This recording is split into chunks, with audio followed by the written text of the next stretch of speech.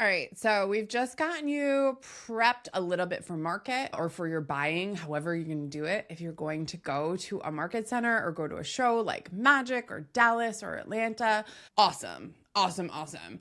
All of this data that you've collected and kind of like consolidated in one place, I want you to think about what vendors are you going to prioritize when you go to market. Do you need to find new vendors? What do they need to sell?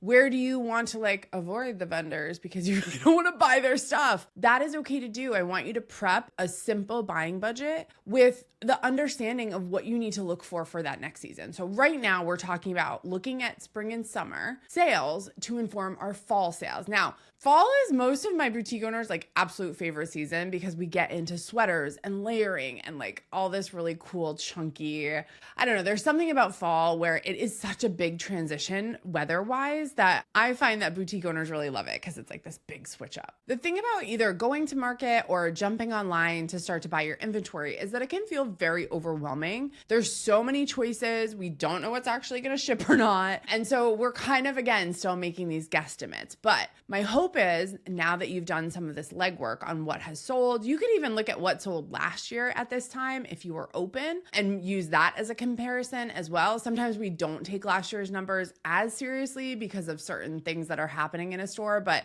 again, like all of this should be custom to your store, whether you're a bookstore, an art supply store, a women's boutique, a kid's store, like I don't care what kind of store you have. Every corporate retailer that is in your category is doing this all the time. Okay. So that means you need to too. Now, a couple of things that you always want to think about is like buying to some kind of budget. So you want to take a guesstimate of how much money you're going to make each month for that season that you're going to buy. So for, again, it's July, we're talking about fall. We're going to be going in buying like September, October, November, December. So that's fall and holiday. You want to look at a mix of like what is trending, what you've sold, and what is exciting and new. Now, as I say that, we can buy what's cute and like, again, use our intuition, but we're always going to double check our gut with not only our buying plan. So like how much did we devote in terms of dollars to that department. So if tops are our biggest department, we know that we're going to do $10,000 of sales in October. We know that 50% of that is going to be tops. So $5,000 of sales in tops. What does that equal for your buying budget? Most people, that's like around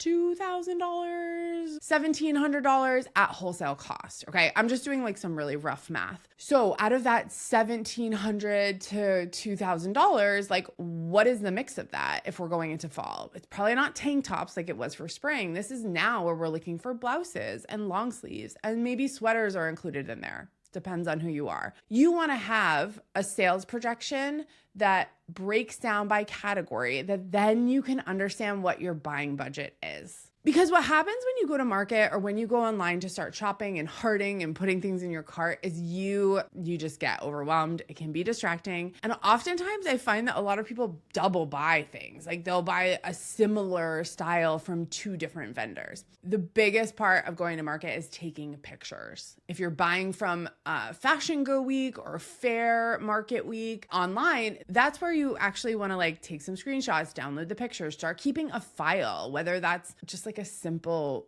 spreadsheet or a folder where you can just open everything up and see it. So much of our job is visual and it's translating the data and the numbers into a visual. And I think that's where a lot of people get confused. And honestly, that's where I shine. This is my favorite part of the process because I want to have the most beautiful assortment and I want it to make you so much money, like so much profit. Okay, let's be clear. So much profit, not just money. Profit, money in your bank account. So taking pictures, keeping track of what's going on. I know it's so annoying, but you need to try to do it. Now, here's the thing. As you're buying for your next season, right now we're talking about fall again, you don't have to buy everything all at once. I never want you to spend like your entire budget for a season that's 6 months away, unless you really have to. And unless you're established, like, listen, I have boutiques I work with that have been open 10 years, 15 years, 20 years. And we really like know what's going to sell and what's not. And we can pretty much confidently definitely place orders for the entire season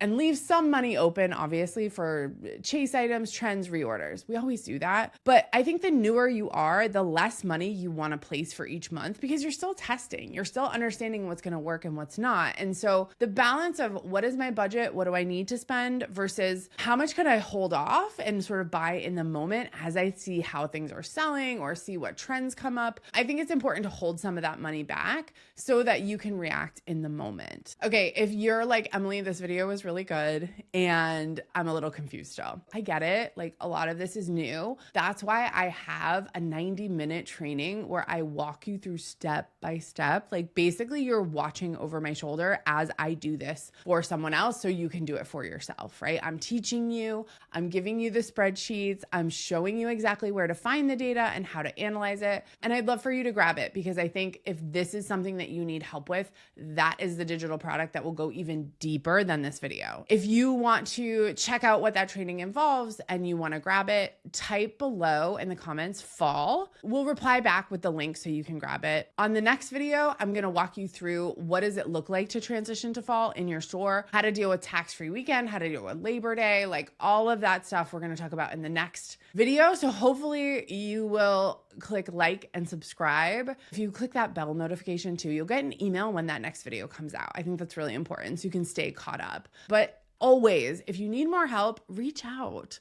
Send me an email, send us a message. I don't want you to sit here struggling and trying to just make it work off my YouTube videos. If you're really serious, I have amazing trainings that will super clarify things for you and give you that next level of education that you're looking for your boutique or retail store. So thanks again for joining me. Here's to making lots of friends and lots of money. I'll see you on the next one.